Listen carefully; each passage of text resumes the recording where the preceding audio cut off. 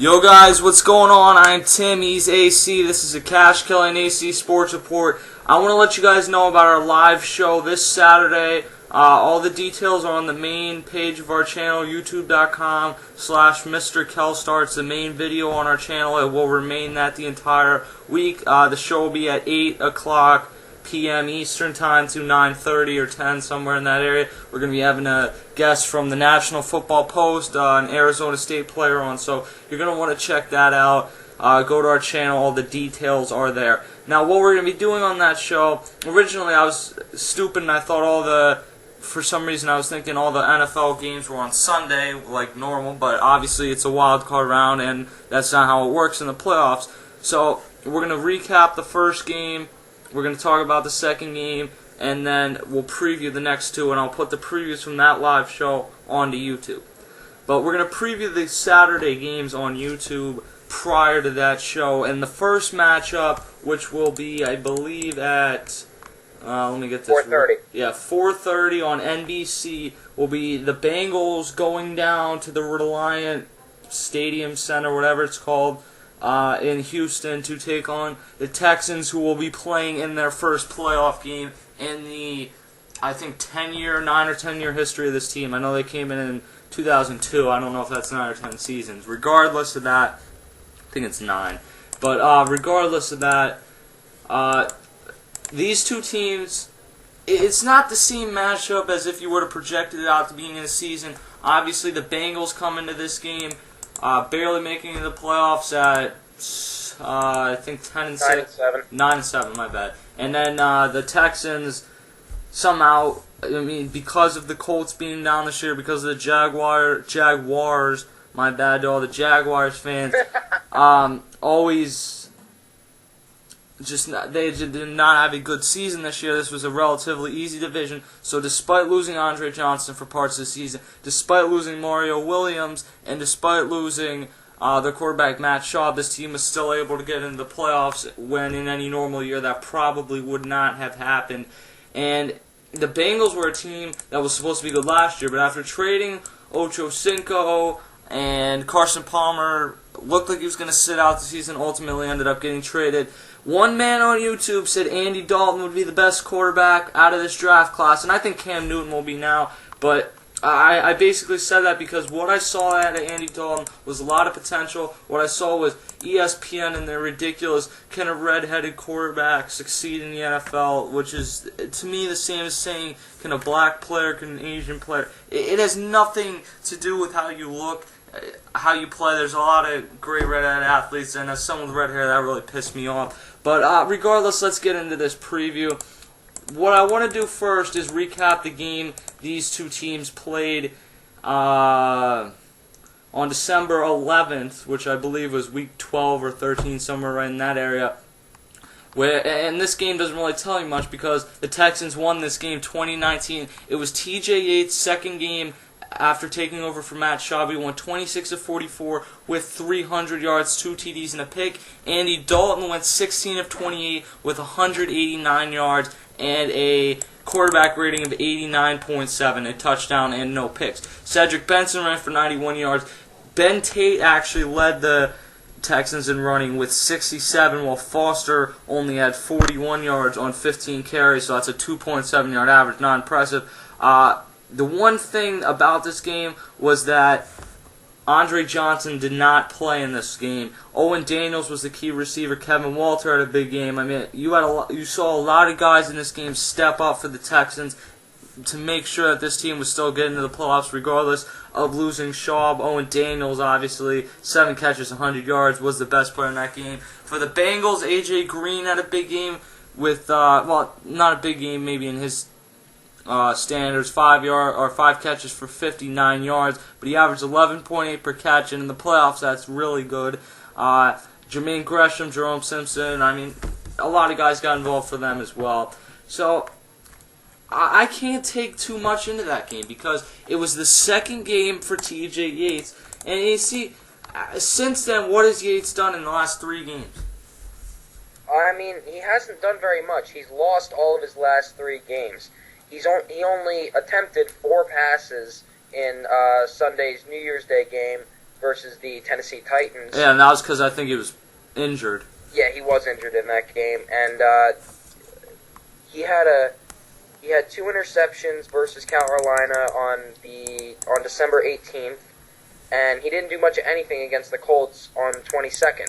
So he hasn't really shown much, which is surprising because he won games against teams like the Falcons and the Bengals, and then he goes and loses games against teams like the Panthers and the Colts. So you're seeing a little bit of inconsistency out of a guy like Yates. I don't think anybody expected too much out of him coming into a new situation late in the season. Didn't really expect to be thrown into that. But the point is, he's not very hot right now, and he might be lacking confidence. Yeah, and I look at that Indy game. I mean, I guess Thursday Night Football, for the sake of this argument, is a nationally televised game. To go against a I think they were 1-14 or 1-13 at that time, Colts team, and the fact that you can't throw a touchdown. He had a 101 point passer rating, 13-16. But I look at that and say, wow, if you only threw it 16 times in that game, what the Texans are going to have to do in this game, ultimately, is they're going to have to run the ball down their throats, which should make it easy to game plan, not for the Bengals. That being said, the Bengals do have a very good defense, but the Texans also have 2 running backs that would start on most teams in the NFL, with Ben Tate, who obviously came on strong this year, and Arion Foster, who is one of the top 5 running backs in the game. Some people even think he's the best running back in the game. So, as far as the Texans side, that's what you get. T.J. Yates, obviously, we mentioned he was injured last week. He's questionable. I'm reading this from ESPN. Gary Kubiak, the coach of the Texans, expressed optimism he will be available for the game on Sunday. Well, if you can't get yourself out there for a playoff game, either you're Jay Cutler or you don't have any heart, or both. He'll be playing. That's not even something you can worry about. Left shoulder is his non-throwing shoulder. It really should not affect him unless he takes a few shots there, and then maybe it'll affect him. And you would tend to think that's a game plan. As far as the Bengals side, I think they got to unleash Andy Dalton a little bit more. I mean, ultimately, it is his first playoff game, too. He is still a rookie. I mean, to have 2 rookie quarterbacks playing against each other in the playoffs is pretty impressive. And then Cedric Benson, I think, is going to have a very good game in this one. And then you look at A.J. Green. I think this guy already is one of the top 5 receivers in the NFL. You put him there with Roddy White, Calvin Johnson, Larry Fitzgerald, those type of guys. And I think he has the skills to be even better. The question is, they have to... Do you see A.J. Green having a good enough game for the Bengals to win here?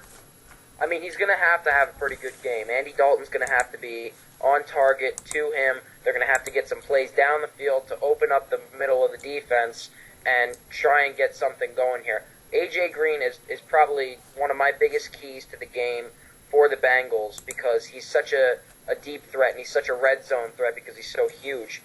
And he's definitely going to have a good game in order for the Bengals to succeed.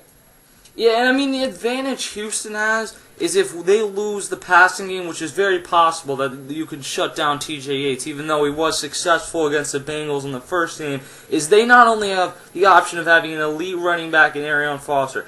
Yates, can run. He had 5 carries for 36 yards, a 7.2 average the first time these 2 teams played.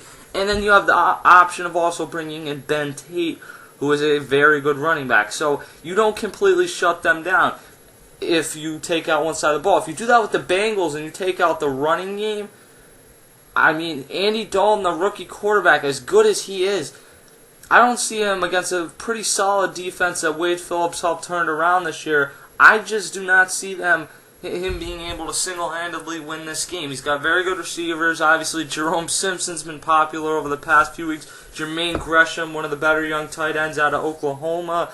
And I think in that case, you would have to lean towards what the Texans would have an advantage. Yeah, I mean, you're talking about 2 extremely young quarterbacks here who are going to be feeling a lot of pressure in their first playoff games. So you look at the running game for both teams, not just the Texans or not just the Bengals, as that's an important aspect because I feel like whatever team runs the ball better is going to have more options on offense, and they're going to have they're probably going to have a lead, so they're going to be more comfortable on defense. They're going to be able to take some risks, put some pressure on the opposing quarterback, and so the running game is really going to be important for both teams. Yeah, and I look at what happened in the first game. The total QB hits that TJ Yates took in this first game was 10. That is a lot of hits to take, especially on a guy who has a bad shoulder right now. Obviously, we mentioned it's not his throwing shoulder, but Andy Dalton took 4 hits. And the way I said it prior as to if one part of it gets shut down, I mean, ultimately I was leaning towards maybe the Texans really will win this game, even with TJ Yates playing quarterback. And he's done a much better job than I think people have expected him to do. But ultimately, if you get that type of pressure on him, this Bengals defense can somewhat shut down the running game and score enough points. This is just ultimately a really tough game to pick. It really is. It really is, because the two teams, I mean, they did play one time this year, but like you said, the Texans only won by 1 point, so that doesn't really tell you much. And plus, with all the youth that these teams bring to the table in the two basically rookie quarterbacks, I don't know, is TJ Yates... yeah, TJ Yates is a rookie. Yeah, so you got 2 rookie quarterbacks in their first playoff games ever. I mean, so we're probably going to see some of the erratic in this game, some possibly errant throws, and it might be an ugly playoff game, but it is a very difficult game to pick. Yeah, and when you take that, all the things that we've said, the fact that you have a backup quarterback, the fact that the Texans, a lot of their best players are injured, the fact that the Bengals, I mean, there's a ton of potential things that could happen. And you also mix in the fact that you have 2 rookie quarterbacks and what is obviously the most important position in pro sports playing. There is just a lot of questions. Ultimately, as far as a prediction, what do you see happening? I see whoever can get the running game going more efficiently, and whoever scores first will have a huge advantage in this game. That being said, even with Arian Foster for the Texans, I'm going to go with the Bengals because of the fact that Mario Williams is out for the Texans. While that's only one person, I know there's 10 other people on the defense, but he is just such a force in the middle and as well as on the edge, getting pressure on the quarterback and stopping the run, that he will be missed greatly in this game. So that being said, I'm going to go with the Bengals jumping out to an early lead and taking control and staying in control 27-20. Coming into this video, I did lean towards the Bengals, but I think I've convinced myself in this video that this might be an uglier game than I thought. And while the Texans don't have Mario Williams, they still got a pretty damn good defense. Daniel Manning, D'Amico Ryans, Jonathan Joseph, Brian, I don't smoke that Cushing. I mean, this is a really good defense, regardless of the fact that they don't have Mario Williams, and I think that in an ugly game, I'll take their defense over, I'll take their running game, and ultimately, I think this one will come down to the kickers, and I think that in this game, I trust Neil Rackers. He's been around the game for quite a long time now, and he can hit some pretty deep field goals, and the fact that you're in a dome helps too.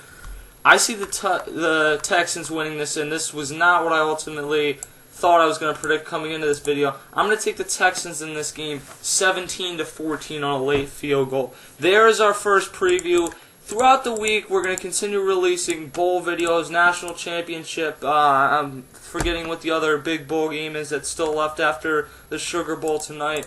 And ultimately, any other news that comes up. But at some point this week, before Friday or Saturday, we will also be doing, whether it's me and AC, me and Justin, me and KJ, whatever, we're going to be doing a Lions-Saints preview. And when you talk about a low-scoring game there, you're going to be talking about a shootout for the other game. So I'm Tim, he's AC. Keep checking back in, subscribe, whatever. We'll see you later.